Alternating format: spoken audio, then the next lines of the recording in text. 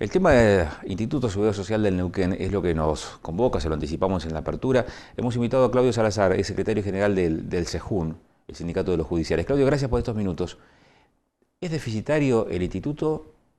Sí. ¿Por qué? Bueno, en principio hay varias cuestiones que a través de distintos momentos históricos el gobierno de la provincia de Neuquén utilizó, digamos, los recursos del instituto, lo que nosotros decimos como caja chica, digamos, para otros fines que fueron fines dedicados a política partidaria. En segundo lugar, existe una deuda histórica que data de hace muchísimos años, que hasta el 2001 se calcula de alrededor de 300 millones pesos dólares, que tenía que ver con el que el Estado se retira o deja de abonar lo que se llama contribuciones patronales.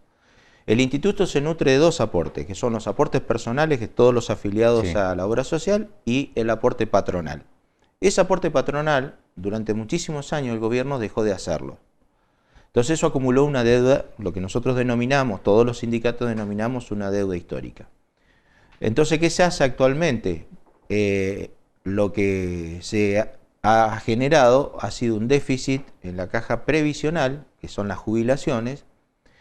Ese haberse retirado en su momento de las contribuciones patronales hizo que no se proyectara durante más de 20 años cuál iba a ser la masa de jubilados que iban a existir. Ahora, Claudio, esta es una deuda a la que hacen referencia ustedes, que está documentada y que está como tal, como deuda, o es, digamos, una estrategia para borrar aportes que debería haber hecho en su momento y que no se hicieron. No, hay decretos, que directamente hay decretos y resoluciones. Reformulo la pregunta. En el balance, digamos, en el estado contable del instituto, ¿esa deuda a la que hacen referencia está plasmada como deuda? Bueno, ahí me generás una duda, no sé si está generado como deuda. Lo que sí existen decretos de la época de la dictadura. Existe el instrumento. Instrumentos, claro, que certifican que después hay resoluciones y por parte de los distintos gobiernos que también hablan de no hacer los aportes en carácter de contribuciones patronales. O sea, hay resoluciones gubernamentales que dicen que no era necesario en ese momento que el Estado haga el aporte en carácter de contribuciones patronales.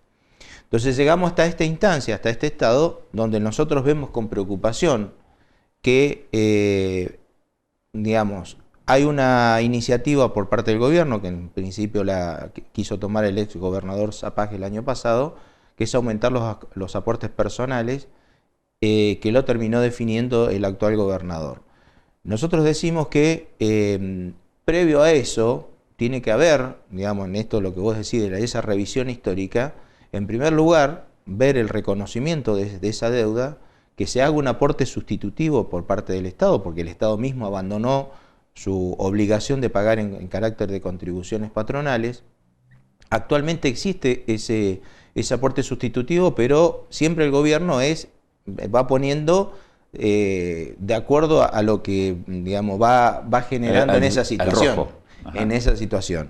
Entonces, para terminar de redondear, existe otra situación que son las deudas de distintos organismos públicos, que esos sí están certificados, que deben también en carácter, hay municipios, hay entes descentralizados, es decir, hay un montón. Nosotros el año pasado intimamos al Tribunal Superior de Justicia, que es nuestra patronal, para que también regularizara la deuda en carácter de contribuciones patronales, y de acuerdo a la información que tenemos, esa deuda fue regularizada. Entonces, digamos, hay pasos previos a lo que nosotros entendemos para ir nutriendo de recursos al instituto. Más allá de que, obviamente, nosotros tuvimos un pronunciamiento histórico en el año 97, donde decíamos que el instituto tiene que ser manejado por los trabajadores, que son en definitiva los afiliados, que son en definitiva son los que aportan desde sus recursos para que la obra social funcione. Entonces, en aquellos años, en ese contexto, en el año 97, nosotros como sindicato judicial, y en aquellos años también ATE, resolvió modificar el artículo 5 de la ley 611, que establece la composición del Consejo de Administración, que establecía, digamos, modificar la actual composición. La actual composición son 9 miembros, 4 puestos por el Ejecutivo más el presidente, son cargos políticos, cuatro integrantes por parte de los afiliados, 3 por los activos y 1 por los jubilados. Nosotros esas representaciones en minoría siempre las disputamos, digamos, con listas pseudo independientes que siempre se armaron desde el gobierno, y bueno, y hemos logrado mantener al menos esas representaciones en minoría, y al menos esa representación en minoría nos ha permitido denunciar algunos negocios y algunas cuestiones que en muchos casos merecieron denuncias penales por distintas situaciones. Entonces, de aquel contexto al actual, nosotros vemos con preocupación, más allá de que cualquier sector puede tener el derecho de presentar un proyecto de ley, nosotros decimos que previo a eso tiene que haber, digamos, un marco de discusión más general, donde estén involucrados todos los sectores. Nuestro sindicato no participó en el marco de la CTA de ninguna discusión para un proyecto de ley, más allá que ATE tiene todo el derecho de presentarlo. Nosotros decimos que no carece de la legitimidad, que la legitimidad se da la discusión, el debate, el intercambio de ideas entre todos los sectores para ver, digamos, cuáles son las modificaciones que tiene que hacerse respecto del instituto, pero fundamentalmente nutrirlo de recursos, porque hoy hacerte cargo del instituto es como tener unas bombas que en algún momento te va a estallar. ¿Por qué no hay acuerdo entre las agrupaciones gremiales y hay tanta disparidad de opiniones teniendo en cuenta que el diagnóstico pareciera ser el mismo? Y yo creo que, bueno, entiendo que también hay algunos intereses que no se dicen. Entonces, como por ejemplo, hay una situación que plantea el proyecto de ATE que deja en órbita del Estado el manejo de la administración de la parte previsional y la parte asistencial, que es superavitaria, manejada con otra conformación, con directores electos y demás. Y después, bueno, al no haber acuerdo, también sabemos que ATEN tiene un pronunciamiento histórico de no a la reforma, y por eso digo que es muy complicado llegar a un marco de consenso. Por eso digo, nosotros estamos dispuestos a dar esa discusión, pero se tienen que generar esos marcos de consenso, de acuerdos previos, para ver, digamos, qué modificaciones hacemos, cuáles son las modificaciones que necesita el instituto, de dónde tienen que salir los recursos para que el instituto deje de tener pérdida y que permanentemente se corten las prestaciones y demás. Pero también hay un contexto nacional bastante complicado para el conjunto de los trabajadores y trabajadoras. No sé si estás, digamos, informado de lo que está ocurriendo en Santa Cruz y en Tierra del Fuego.